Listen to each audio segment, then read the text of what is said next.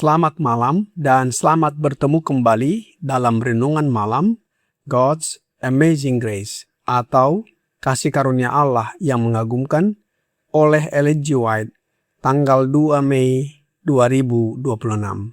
Mari kita berdoa. Bapa kami yang di sorga, Allah pencipta langit dan bumi, laut beserta segala isinya. Satu-satunya Allah yang benar, yang kami sembah selalu melalui anak-Mu, Yesus Kristus. Kami bersyukur dan berterima kasih atas penyertaan dan perlindungan Bapa sepanjang hari Sabat dalam seluruh perbaktian dan penata layanan kami. Kiranya berkat hari Sabat menjadi bagian kami. Pada malam ini, kami akan mendengarkan firman-Mu.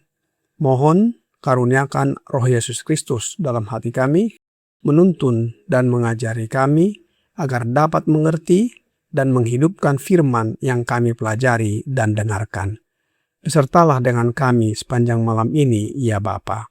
Kami persembahkan doa ini di dalam nama Yesus yang adalah Tuhan dan Juru Selamat kami. Amin. Renungan malam ini akan dibacakan oleh Bapak Wilmore Tambunan. Kepada Bapak Wilmore, kami persilahkan. Selamat malam saudara-saudari sekalian yang dikasihi Tuhan Yesus dimanapun kita semua berada. Renungan malam pada malam hari ini diambil dari buku Kasih Karunia Allah yang Mengagumkan oleh Ellen G. White tanggal 2 Mei tahun 2026 dengan judul Kekal. Ayat inti terdapat dalam Yesaya 55 ayat 3 yang berbunyi, "Sendengkanlah telingamu dan datanglah kepadaku, dengarlah, maka kamu akan hidup. Aku hendak mengikat perjanjian abadi dengan kamu, yaitu kasih setia yang teguh kepada Daud." Keselamatan umat manusia selalu menjadi tujuan dari musyawarah sorga. Perjanjian belas kasihan dibuat sebelum dasar dunia diletakkan. Itu telah ada sejak kekekalan dan disebut perjanjian kekal.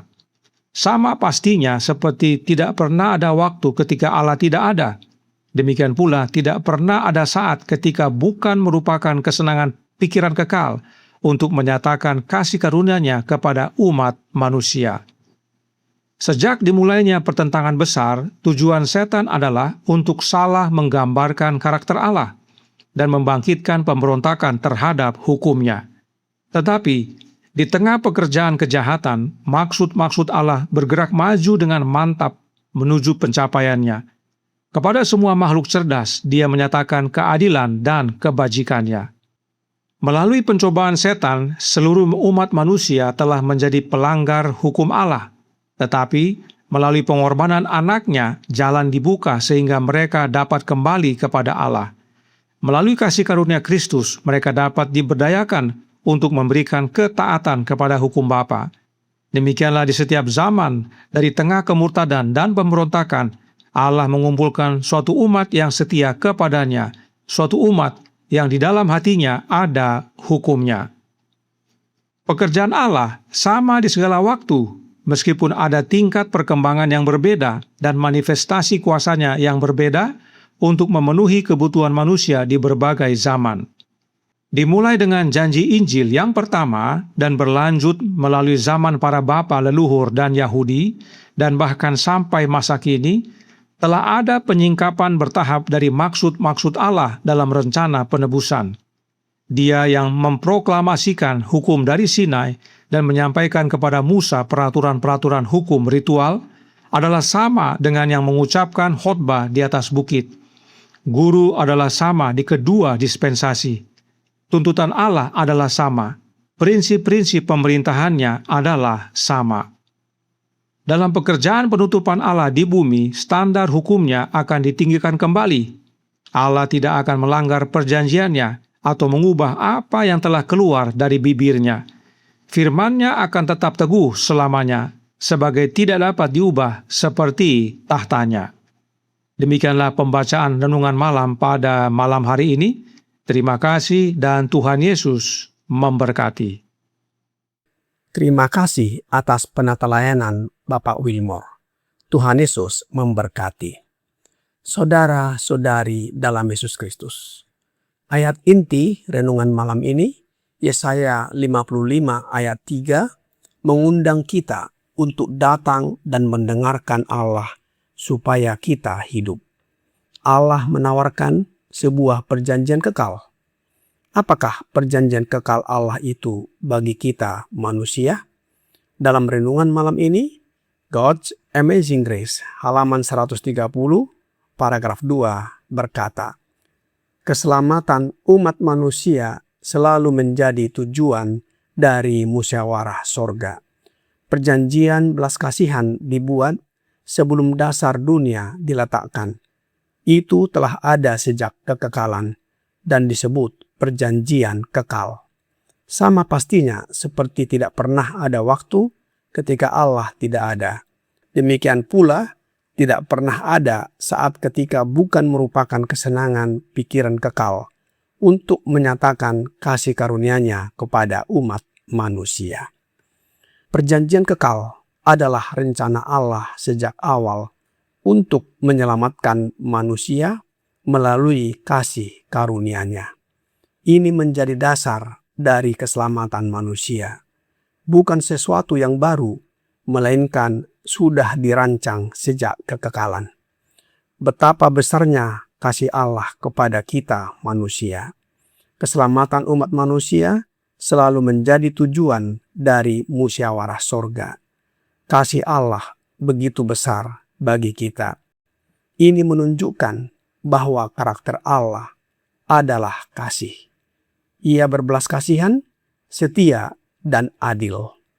Alkitab di dalam Yeremia 31 ayat 3 berkata, dari jauh Tuhan menampakkan diri kepadanya. Aku mengasihi engkau dengan kasih yang kekal.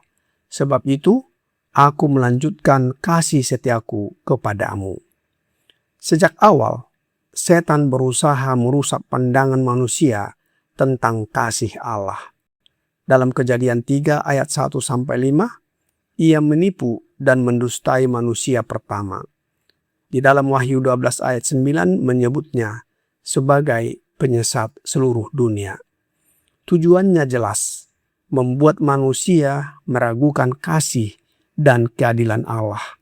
Ia memutarbalikkan hukum, keadilan, dan kasih Allah. Namun, masih ada umat yang setia dan menyimpan hukumnya di dalam hati mereka. Dalam renungan malam ini, God's Amazing Grace, halaman 130, paragraf 3 berkata, melalui pencobaan setan, seluruh umat manusia telah menjadi pelanggar hukum Allah. Tetapi melalui pengorbanan anaknya, jalan dibuka sehingga mereka dapat kembali kepada Allah. Melalui kasih karunia Kristus, mereka dapat diberdayakan untuk memberikan ketaatan kepada hukum Bapa. Demikianlah di setiap zaman, dari tengah kemurtadan dan pemberontakan, Allah mengumpulkan suatu umat yang setia kepadanya, suatu umat yang di dalam hatinya ada hukumnya. Melalui Kristus, Allah menunjukkan karakternya yang sejati. Perjanjian kekal menjawab tuduhan setan. Salib menjadi bukti bahwa Allah penuh kasih dan adil. Hukuman atas dosa tetap ditegakkan, tetapi kasih menyediakan jalan keselamatan. Rasul Paulus di dalam Roma 5 ayat 8 berkata, akan tetapi Allah menunjukkan kasih-Nya kepada kita, oleh karena Kristus telah mati untuk kita ketika kita masih berdosa. Setelah lama disalahpahami, hukum Allah akan kembali dipahami sebagai sesuatu yang benar dan baik. Umat Allah akan menunjukkan bahwa penurutan kepada hukum Allah adalah hasil kasih, bukan paksaan, dan iman mereka teguh kepada Yesus Kristus. Inilah ciri-ciri umat Allah yang sisa. Rasul Yohanes di dalam Wahyu 14 ayat 12 berkata, "Yang penting di sini ialah ketekunan orang-orang kudus yang menuruti perintah Allah dan iman kepada Yesus." Hukum Allah yang adalah salinan karakternya ditinggikan dan dipulihkan di mata semesta alam. Perjanjiannya kekal dan tidak berubah. Raja Daud di dalam Mazmur 89 ayat 35 berkata, "Aku tidak akan melanggar perjanjianku, dan apa yang keluar dari bibirku tidak akan kuubah." Saudara-saudari dalam Yesus Kristus, seluruh sejarah dunia adalah panggung untuk membuktikan bahwa Allah itu kasih.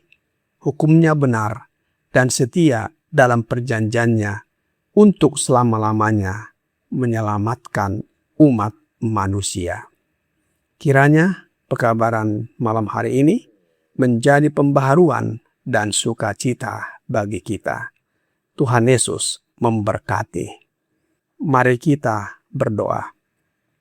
Bapa kami yang di sorga, terima kasih atas pekabaran malam ini yang menyatakan kepada kami bahwa perjanjian Bapa kepada kami manusia kekal untuk menyelamatkan kami dari dosa dan tipu daya setan.